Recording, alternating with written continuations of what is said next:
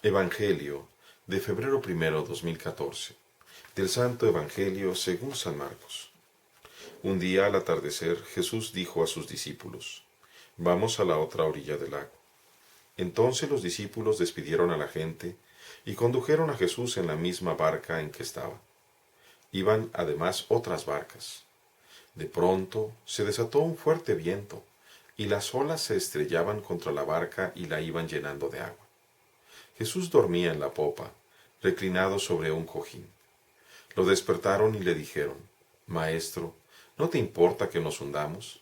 Él se despertó, reprendió al viento y dijo al mar: Cállate, enmudece. Entonces el viento cesó y sobrevino una gran calma. Jesús les dijo: ¿Por qué tenían tanto miedo? ¿Aún no tienen fe? Todos se quedaron espantados y se decían unos a otros: ¿Quién es este, a quien hasta el viento y el mar obedecen? Palabra del Señor. Gloria a ti, Señor Jesús.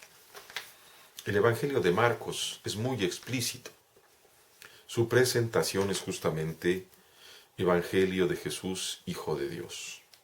Así, directo, así comienza. Para San Marcos, Jesucristo es el Hijo de Dios, y todo el Evangelio es justamente la historia del Hijo de Dios encarnado. Vemos esta escena en la que el Señor, después de haber estado enseñando a la gente, les dice a los discípulos: vamos al otro lado, quizá porque quiere descansar. Ciertamente habrá estado muy cansado, tanto que se quedó dormido en la barca en cuanto se subió. Dice, y dormía en la popa reclinado sobre un cojín. Le habían puesto un cojín al Señor, y el Señor se reclinó en el cojín y se quedó dormido porque estaba rendido. Y en eso comienza aquella tormenta y aquel viento. Y las estrellas, nos podemos imaginar las olas estrellándose sobre la barca, una barca pequeña, no muy grande, a comenzar a hundirse. Y los discípulos remando, haciendo lo que podían, pero ya desesperados dicen: Señor, hay que despertarlo, no se despierta. Maestro, ¿no te importa que nos hundamos? Lo podemos ver como un relato antiguo, que así es, pero lo podemos ver también en nuestra vida, en dos niveles. Y yo propongo primero el nivel eclesial. Es maravilloso ver a Cristo que, subido a la barca de Pedro, que así es en realidad, es decir, a la iglesia: tú eres Pedro, y sobre esta piedra edificaré mi iglesia, y los poderes del infierno no prevalecerán sobre ella.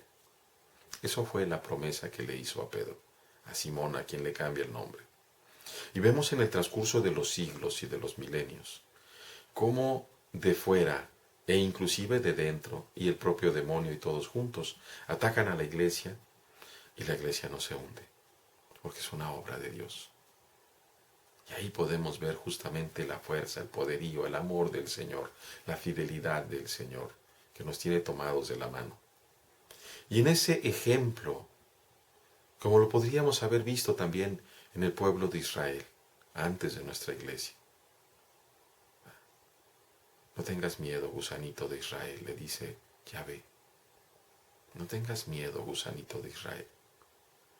Y ahora también nos dice, y te dice a ti y a mí: no tengas miedo en tu vida, yo estoy contigo. Aunque parezca que la tormenta te sobrepasa, aunque parezca que las olas te van a ahogar, yo estoy contigo. Las preguntas que siguen son fuertes. Quizá hoy también, en medio de nuestra tormenta personal, si alguno tiene alguna tormenta de los que me escuchen, valga la pena también nosotros decirle: Maestro, ¿no te importa que me hunda? Lo hermoso es esa expresión, que no es en solitario. Jesús va contigo, así que le puedes decir con toda seguridad: no te importa que nos hundamos.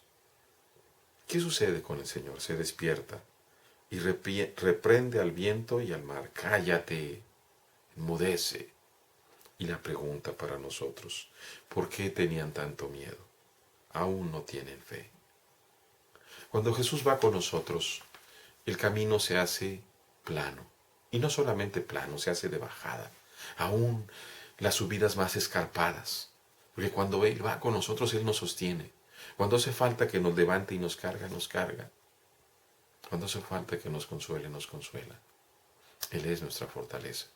Aprendamos a decirle con toda la confianza, Maestro, no te importa que nos hundamos. Ayúdame a caminar tú, Señor.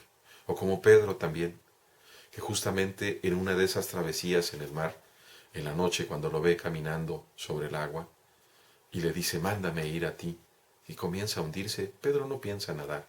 Inmediatamente le dice, sálvame, Señor. Acordémonos de esa expresión.